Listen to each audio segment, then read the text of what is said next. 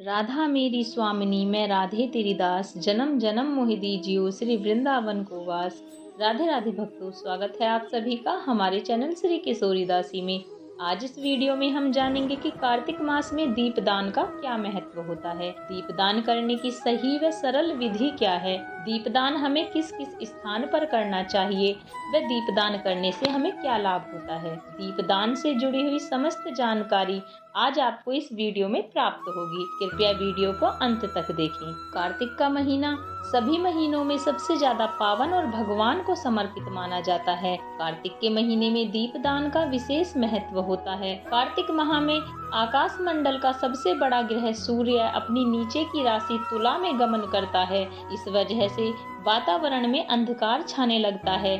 यही कारण है कि इस पूरे महीने में दीपदान, जप तप करने का तथा स्नान दान करने का विशेष महत्व बताया गया है। अगर किसी विशेष कारण से कार्तिक के पूरे महीने में प्रत्येक दिन आप दीपदान करने में असमर्थ हैं, तो कार्तिक के विशेष दिन यानी कि कार्तिक पूर्णिमा को अवश्य ही दीपक प्रज्वलित करना चाहिए। ऐसा कहा जाता है कि जो व्यक्ति कार्तिक में श्री कृष्ण के निकट अखंड दीपदान करता है वह दिव्य कांति से युक्त हो जाता है।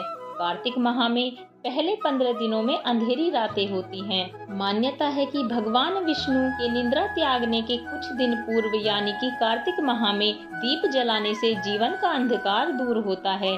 जो व्यक्ति कार्तिक मास में दीपदान करता है वह दिव्य कांति से युक्त हो जाता है। पौराणिक मान्यताओं के अनुसार जो व्यक्ति भाव व श्रद्धा से पूर्ण होकर कार्तिक के पूरे महीने भगवान विष्णु का पूजन करता है उसे मरण पर्यंत स्वर्ग की प्राप्ति होती है। भगवान विष्णु के मंदिर को दियों से आलोकित करने पर व्यक्ति को धन, यश और कीर्ति प्राप्त होती है और उसके 7 कुल पवित्र हो जाते हैं। मिट्टी के दीपक में घी या तिल का तेल डालकर कार्तिक पूर्णिमा तक नियमित रूप से दीप प्रज्वलित करें। ऐसा करने से सभी कष्टों से मुक्ति मिलती है। पुराणों के अनुसार जो मनुष्य देव मंदिर तथा घर के मंदिर में दीपदान करता है वह सभी सुखों को प्राप्त करता है। पद्म पुराण के अनुसार मंदिरों में और नदी के किनारे दीपदान करने से माता लक्ष्मी की विशेष कृपा प्राप्त होती है। इसके अलावा भूमि पर या किसी दुर्गम स्थान पर दीपदान करने से व्यक्ति को स्वर्ग की प्राप्ति होती है। कार्तिक के महीने में नियमित रूप से दीपदान करने से माता लक्ष्मी की विशेष कृपा प्राप्त होने के साथ कई पुण्य फल एक साथ प्राप्त होते हैं। अब हम जानेंगे कि हम दीपदान कहाँ व किस स्थान पर कर सकते हैं और दीपदान करने की विधि क्या है। दीपदान करने के जो सर्वोत्तम स्थान बताए गए हैं वो अपने घर का मंदिर बताया गया है तथा भगवान का मंदिर बताया गया है, या फिर किसी विद्वान ब्राह्मण के घर में भी दीपदान कर सकते हैं।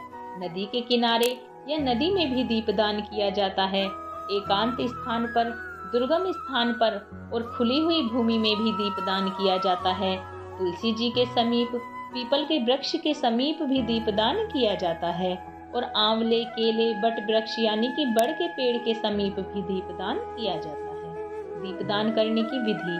दीपदान कोई कठिन कार्य नहीं है। दीपदान बड़ी ही सरलता से किया जाने वाला एक ऐसा वैदिक विधान है जिसका पुण्य फल किसी यज्ञ से कम नहीं होता है। दीपदान से पहले आप अपने पारिवारिक परंपरा के अनुसार स्नान आदि से निवृत्त होकर शुद्ध होने के बाद दीपदान की निर्धारित तिथि को पूज्य पितृ तथा कुल देवता और अपने ग्राम देवता व नगर देवताओं को याद करके उनके नाम से सरसों के तेल का एक बड़ा सा दीपक जलाएं। उसके बाद उस दीपक को प्रणाम करें। इसके पश्चात अपने नाम और गोत्र का नाम लेकर के दीपदान का संकल्प लें। उसके बाद एक थाली में निर्धारित दीपकों की संख्या के बराबर दीपकों को रख लीजिए और दीप देव, सूर्य देव और अग्नि देव का आवाहन करें और उनसे प्रार्थना करें कि आप अंधकार का नाश करने वाले ब्रह्म स्वरूप हैं, मेरे द्वारा की गई पूजा को ग्रहण करें। इसके पश्चात दीपक को नमस्कार करें और पुष्प अर्पित करें। इसके बाद एक आम के पत्ते से जल लेकर के दीपकों के चारों ओर घुमाकर जल को छोड़ देना चाहिए। उसके बाद पुष्प, अक्षत, कुमकुम, मिष्ठान से दीपकों का विधिवत पूजन करें।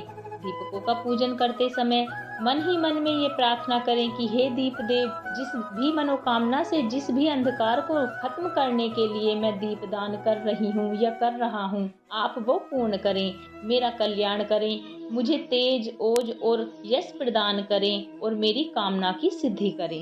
इसके बाद सभी दीपकों में से एक दीपक को अपने दाहिने हाथ से उठा के सबसे पहले उसे प्रज्वलित करें। दीप को प्रज्वलित करते समय आप उस मनोकामना का मन ही मन उच्चारण करते रहें जिस मनोकामना से आप दीपदान कर रहे हैं। यदि आप इस विधि से दीपदान करेंगे तो अवश्य ही भगवान विष्णु व माता लक्ष्मी की कृपा प्राप्त होगी। अब हम जानेंगे कि हमें दीपदान क्यों करना चाहिए, इससे हमें क्या लाभ होता है। अकाल मृत्यु से बचने के लिए हमें दीपदान करना चाहिए। अपने मृतकों की सद्गति के लिए दीपदान करना चाहिए। लक्ष्मी माता और भगवान विष्णु को प्रसन्न कर उनकी कृपा हेतु हमें दीपदान करना चाहिए। यम, शनि, राहु और केतु के बुरे प्रभाव से बचने के लिए हमें दीपदान करना चाहिए। मोक्ष प्राप्ति के लिए भी हमें दीपदान करना चाहिए।